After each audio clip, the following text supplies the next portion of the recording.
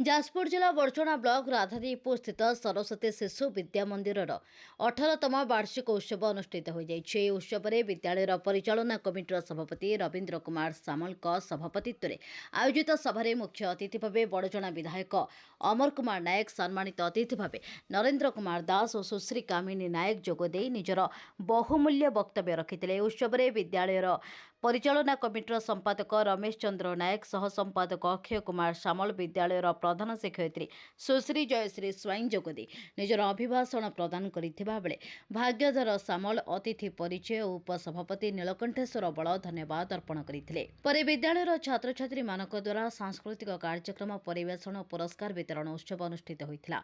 ए कार्यक्रम में विद्यालय समस्त शिक्षक शिक्षयित्री साहाय्य सहयोग करथिले।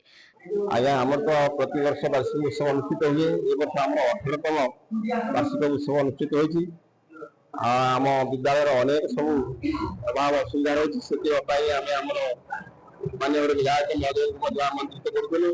सी प्रतिनिधि देते आम सब अन्य मौलिक सुविधा प्रयोग करने प्रतिनिधि देते धन्यवाद दूसरा समस्त आमंत्रित अतिथि से आसी पहुंची आमको बहुत प्रोत्साहन देते समस्त धन्यवाद ज्ञापन कर जहाँ आम पाखे लोकप्रिय मानव विधायक आस उपस्थित है चिरकृतज्ञ विद्यालय अध्यक्षा सुश्री कामिनी नायक उपस्थित है कृतज्ञता आम अनुष्ठान जो मुख्य सी आम पाखे उपस्थित आम साधुवाद करूँ आम चिरकृत हो मीडिया बंधु मैंने आम पाखे आम सहयोग करते। जाजपुर नरहरि बिहारी रिपोर्ट।